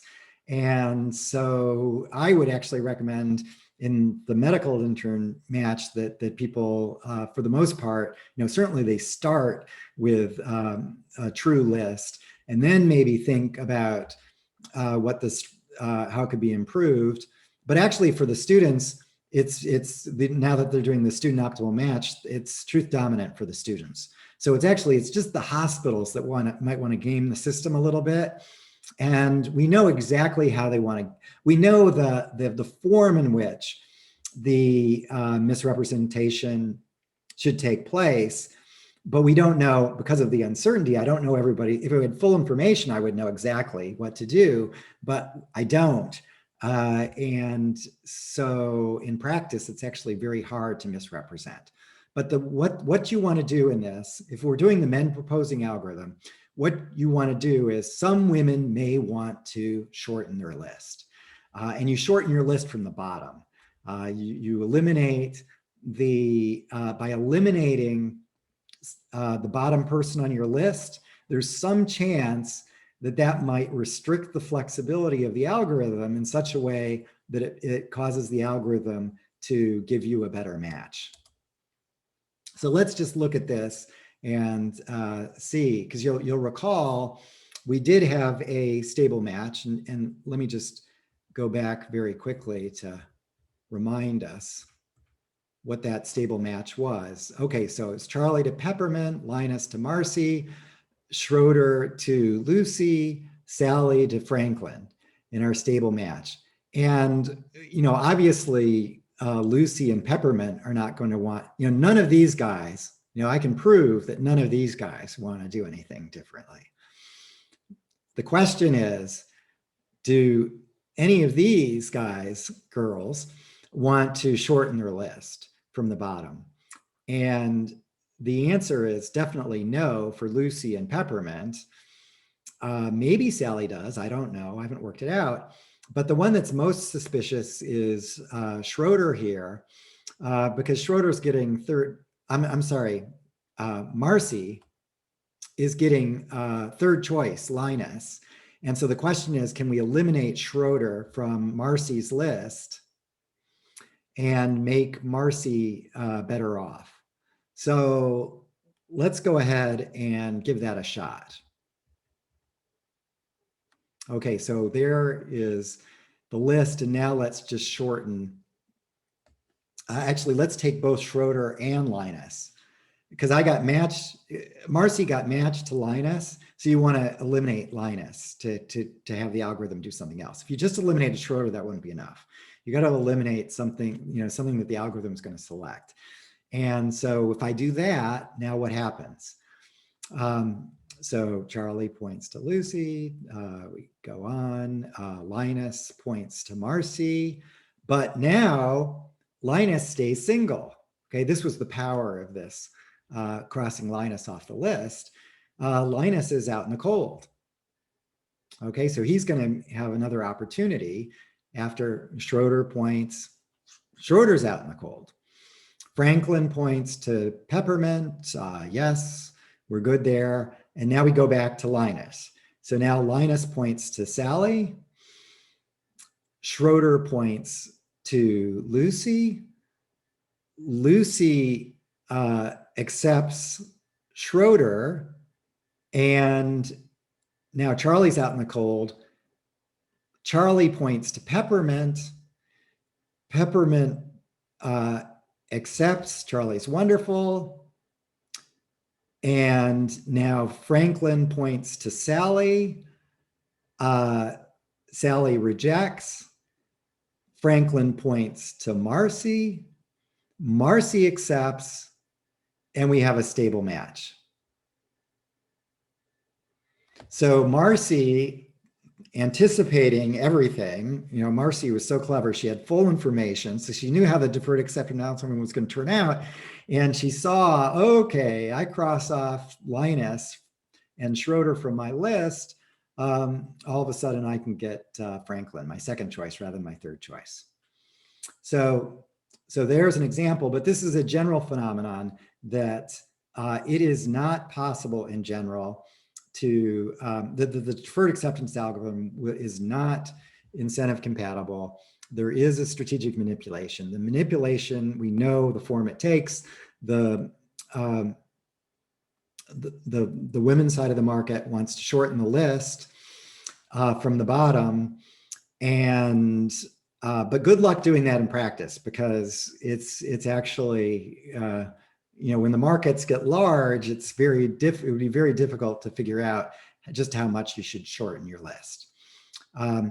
So why did I present the deferred acceptance algorithm if it's not strategy proof? And the reason is there is no algorithm that can guarantee a stable match, and is strategy proof. It doesn't exist. So that's why. So this is, in some sense, is sort of this is the best we can do. It's pretty darn good. It works very well in lots of applications, especially in environments where we have these ordinal preferences. And that's all we have is ordinal preferences. Now, just the ranking of men and women or hospitals or whatever it is we're matching. In instances where we have cardinal utility, so then I might so like this for example would be very natural for Marcy if it was the case that she loves Charlie, she loves Franklin. Linus, yeah, I don't know. It's like a little bit better than being single, but not much. Schroeder, yeah, it's better than being single, but not much. So then in that circumstance, then it would be very natural for Marcy to say, okay, well, rather than give Linus and Schroeder the benefit of the doubt, I'm going to just cross them off the list, prevent the algorithm from allocating me Linus and Schroeder, and that's going to potentially improve the probability that I get matched to Franklin. So once you have cardinal utility, then it's actually a lot easier to figure out, well, this might be a sensible manipulation. I'll shorten the list. And notice the impact of this is, it actually all it's doing is finding a different stable match. And in fact, this manipulation here, I don't know if this is the outcome of the woman proposing algorithm with everyone being honest, but I bet it is. And so we've just sort of found the stable match that's best for women by this strategic manipulation of Marcy. So that's sort of good news on the women's front, but the other thing you can do is shorten your list. And if the bottom line is, if you've got people on your list and you're basically, well, I don't know, I guess so, but it's really not much better than being single, then drop them off your list. Because good, especially if there's some people on your list who you really love, then go for that. That's what I would say. But, in all these things, you have to be realistic. Like I'm not going to have a list and say, okay, Taylor Swift. Okay, yeah, top of my list. Joni Mitchell. Let's see, who else? And then they say, okay, well, that's enough. I'm just going to cross everyone else off of my list. And, then I probably have pretty good shot of being single. So you do have to be realistic and especially the hospitals and the interns, they have to be realistic about sort of where they stand in the pecking order and where they might have a plausible match. So a lot of the strategizing is actually around, because it actually in the matching of, you can't, when we match hospitals and students, we actually don't allow the students to give a list that has every hospital in the United States. Their list can only contain a certain number.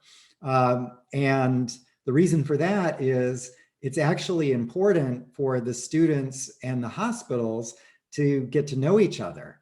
And so they have interviews, and you don't want to have an infinite number of interviews.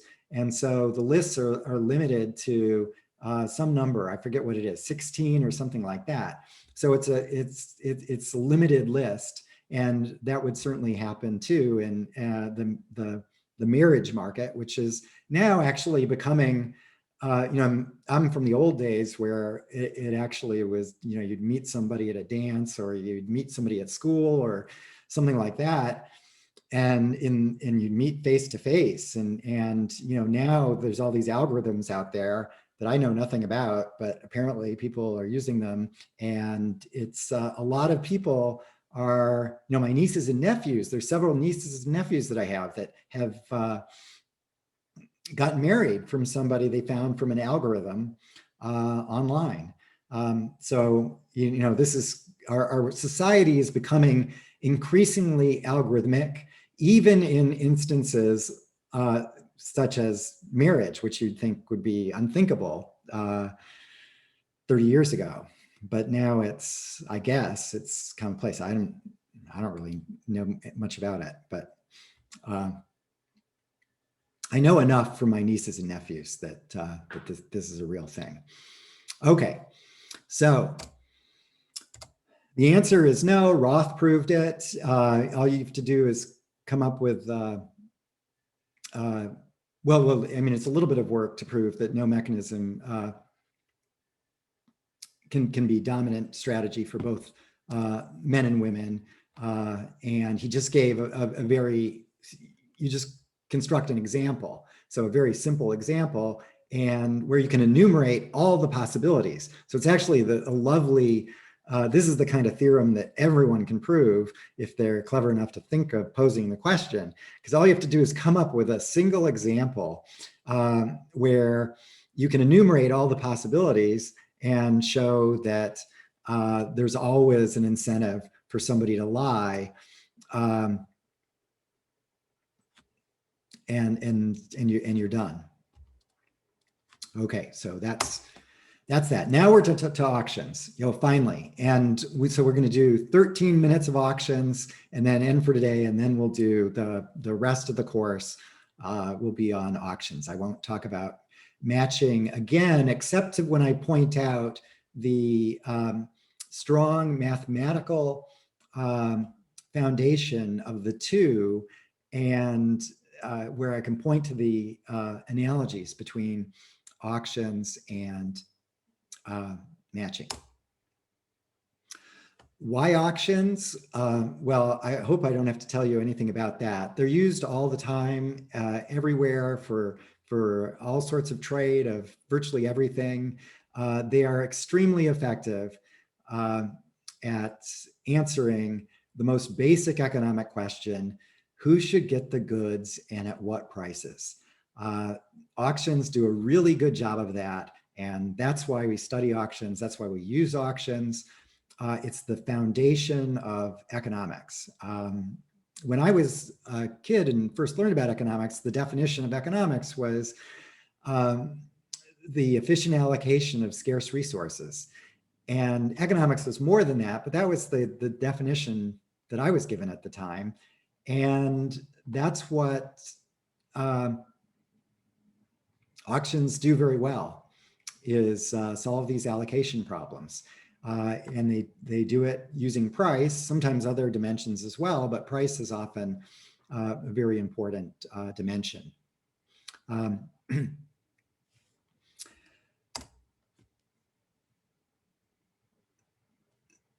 So one thing that is very common in auctions is recognizing that that incomplete information plays a very important role, that there's private information among the parties. And this is, so auctions is actually a wonderful area with which to study issues of incentives in games with incomplete information. In fact, it is the lead case of auctions, analysis of games of incomplete information, at least in my view. There's certainly other very important problems like public good problems and so on, but auctions and bargaining is a very important problem. But to me, bargaining is just an auction where there's one seller and one buyer. We've got, one seller, many buyers, one buyer, many sellers, many buyers, many sellers, and then one seller, one buyer. To me, all of those are auctions. And private information plays a very important role. People have private information about their preferences, and that is very common. And so there's lots of theory that was developed and then studied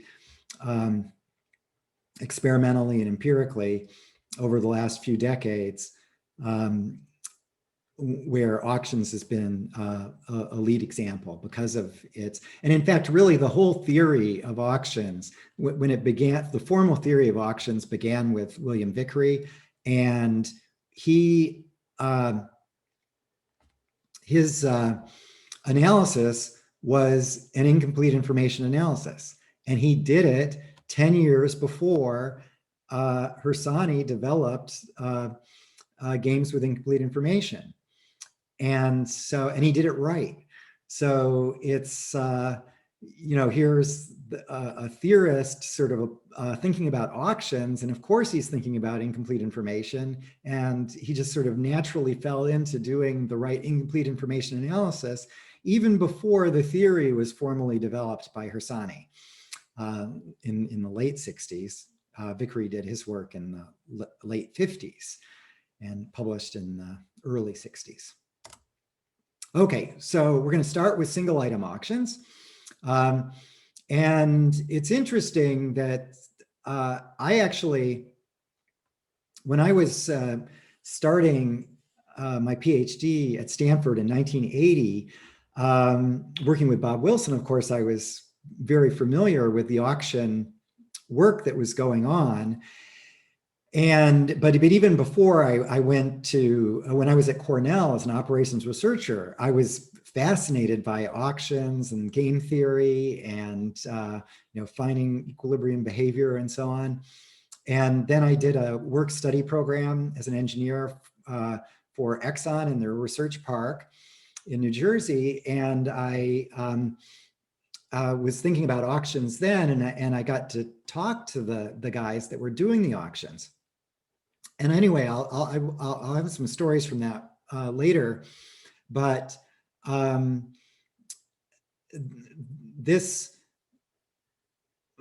my point is that the although this theory has been richly developed for single items, by the time my dissertation stage came around in say 81 or 82, Paul Milgram already written his paper, had just finished his paper, Milgram and Weber, that was probably his biggest paper in his life. That at that point I thought that the auction theory was now complete, that there was no more to do in auctions. And so for my dissertation, I did bargaining, because I thought that bargaining was, there's all this bargaining theory, starting with Nash, but it's all done with full information. And of course, bargaining is all about information and hiding your preferences and misrepresenting your preferences.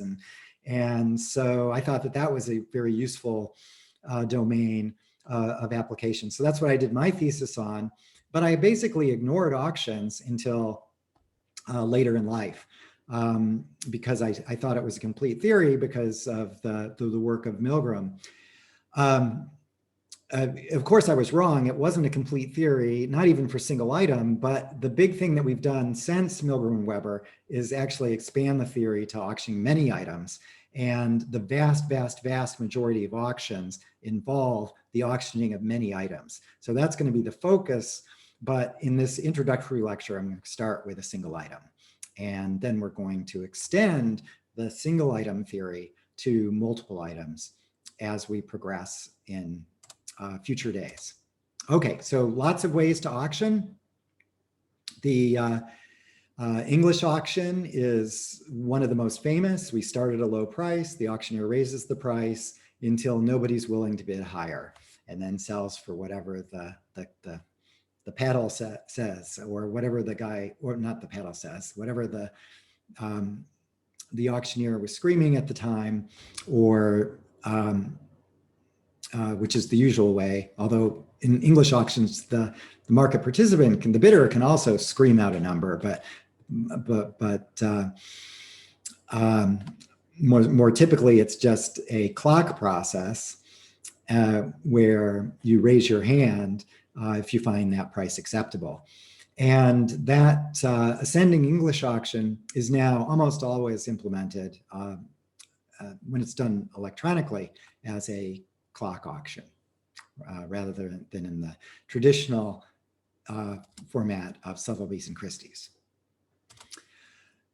which of course was done thousands of years before Sotheby's and Christie's ever existed. So they don't get any credit for discovering the English auction, even though we call it an English auction. Now, similarly, the Dutch auction, that's where the price drops, and it starts at the auctioneer starts at a very high price that's unacceptable to everyone, and then the price drops until the point there's somebody says, "I'll take it," and then boom, it goes to that person at that price. So we've just flipped things around. And the Dutch auction, the English auction, got its name from the Sotheby's and Christie's tradition. The Dutch auction gets its name from the Dutch flower auctions, and which are still to this day conducted with a descending clock, where the market participants have a button that they press when they want to take it. And here's a picture of it. It is also the auction form that's used for fish. So things that are very perishable, you want to do the auction extremely quickly. Dutch is a great format. And it's because it's informationally very efficient. The English auction, I have to look at what everybody's doing, who's still in as I raise this price. And some people are dropping out, but I'm having to look at everybody as I raise the price. The Dutch auction, I just lower the price, and I'm just looking for any kind of behavior. So if somebody goes like this, okay, you got it, or touches their nose, or whatever, raises a hand, whatever, some subtle gesture, and it's over. Or in the case of the Dutch flower auctions, presses the button. So informationally extremely efficient. There's nothing to do. So we can go through a lot very, very quickly. But you can do the English auction very quickly too. So I did some work on the tobacco auctions, which was a lot of fun to see the institution of the tobacco auctions. It's sort of a dying institution, but it was big in the beginning in the 1800s, and then basically the rules stayed the same forever. They just have piles of tobacco, and literally thousands of piles, maybe not thousands, but let's say 1,000 piles of tobacco in the warehouse, and big piles like pallets. So I don't know, like 2 meters by 1 meter. 2 meters by 1.5 meters, and then 1 meter tall. So pretty big pallets. That's a pile of tobacco, and the bidders would be in this auction would be on one side of the piles. The piles are all arranged in rows and filling the warehouse, which is huge, like a football stadium or a soccer pitch, football pitch.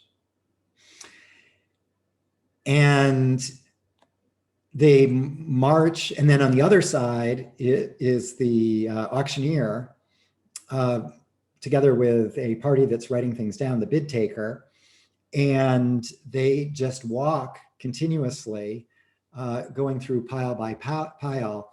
And it takes about 8 seconds to do the English auction in this way. They're really good at it. It's super fast. So you can look at the piles, and if you're an expert, you can just within a second, you can identify attributes of quality that might affect your bid. So that's the traditional method. They've actually changed it. So they switched from English to Dutch with the new technology. So now they use electronic device and actually do a Dutch auction, because there were issues about potential collusion. So that's what I was actually looking at, was whether they should make this change. But it was, it's interesting. Essentially, it's really a dying industry, which is a good thing, but in my mind. But there's lots of other areas where auctions are, of course, growing. Then, of course, there's the sealed bid forms. And it's funny that in practice, for the layman, when they hear the word auction, they think of the English auction. They think actually that that's what an auction is. I have a very broad definition of what an auction is. So, and you should too. But the layman, you have to be careful when talking to laymen that they can be confused. And there's some domains where I actually am very careful not to use the word auction, because auction is a bad word for them. But if I talk about it as some sort of process, then they can find it acceptable. But you have to be careful about this. Just like with climate policy, never use the word carbon tax. I never say it, you should never say it. Carbon price is the word that you should use. It is not, because taxes in the United States, tax is a 4-letter word. So again, when we're bringing this, I know this is supposed to be theory, but it's also practice. And so I want to, especially many of you may actually decide you want to do practice and less theory. So I want to give you some hints on how I think about things. But you have to be very careful in how you frame your arguments and make it digestible for the audience. So I'm trying to make this material digestible to you. I don't know if I'm succeeding, but it's really important. So little things like you can cause confusion. If I talk about auctions, I'm talking about sealed bid auctions, and they're totally confused. This is first price. That first price sealed bid, that's not an auction. Yeah, it isn't definitely an auction. That people will say, well, no, that's a competitive bid or something like that. But it's definitely an auction, where we just open up the envelopes and pick the highest, and that's the winner, and they pay their bid. And then, of course, the second price, which is, so the first price is the sealed bid implementation of the Dutch auction. The second price is the sealed bid implementation of the English auction, as we'll see. And of course, the eBay has, you might think of that as an ascending auction, but in fact, once you learn how to play eBay, it's actually a second price auction. And Axel Ockenfels, together with Al Roth, did some really nice work to show that, in fact, the sophisticated guys engage and place their bid at the last instant, do this bid sniping. And so eBay has basically moved to a second price auction where it uses auction. Actually, most trade that takes place on eBay is at posted prices now. And auctions is only like 20% of their business. The 80% is at posted price. Okay, bidding behavior, very quickly, especially since we're done. Actually, maybe I'm going to actually come back to bidding behavior for these auction forms, but I think you already know it for the English auction. You want to bid up to your value. So let me end at that 9:33 in my time here. It's still early morning for me, but I know it's late in the day for you. So I let you take a break now.